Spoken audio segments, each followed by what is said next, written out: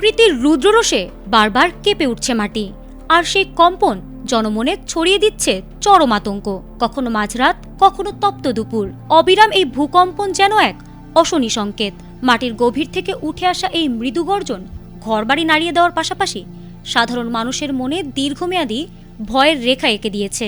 বারবার ফিরে আসা এই কম্পন কেবল মাটির ওপরের কাঠামো নয়, বরং জনপদের মানসিক স্বস্তিকেও তছনছ করে দিচ্ছে। আজ শনিবার মাত্র 1 ঘন্টার ব্যবধানে ভারতের আসামে আঘাত হানা পরপর 2টি ভূমিকম্প আবারও যেন সেই ভয়ের স্মৃতি জাগিয়ে তুলল। ভলকানো ডিসকভারি ও ভারতের ন্যাশনাল সেন্টার ফর সিসমোলজির তথ্য মতে দুপুর 2টা 40 মিনিটে প্রথম দফার পর বিকেল 3টা 17 মিনিটে দ্বিতীয়বার কম্পন অনুভূত হয়। আসামের দক্ষিণ সালমারা মানকাচারে অনুভূত এই কম্পনের মাত্রা ছিল রিক্টার স্কেলে যথাক্রমে 4.4 এবং 3.6। এর উৎপত্তি স্থল ছিল আসামের ধুবড়ী এলাকা, যা বাংলাদেশ সীমান্ত থেকে খুব কাছে।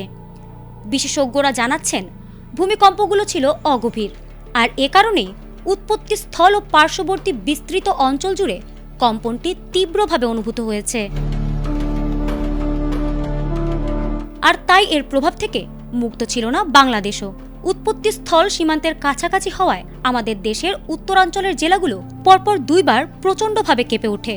আতঙ্কিত মানুষ ঘর ছেড়ে খোলা জায়গায় বেরিয়ে আসে। যদিও এই মাত্রার কম্পনে বড় ধরনের ক্ষয়ক্ষতির আশঙ্কা কম, তবুও 1 ঘন্টার ব্যবধানে 2বার মাটির এই অস্থিরতা বড় কোনো দুর্যোগের পূর্বাভাস কিনা, সেই চিন্তায় স্থবির হয়ে পড়েছে জনজীবন। ভূমিকম্প রুখে দেওয়ার সাধ্য মানুষের নেই, তবে সচেতনতা ও প্রস্তুতি কমিয়ে দিতে পারে প্রাণহানি।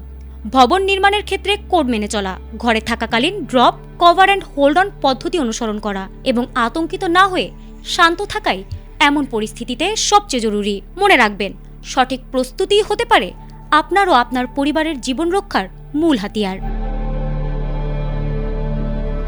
ফারহানা হক, ATN বাংলা।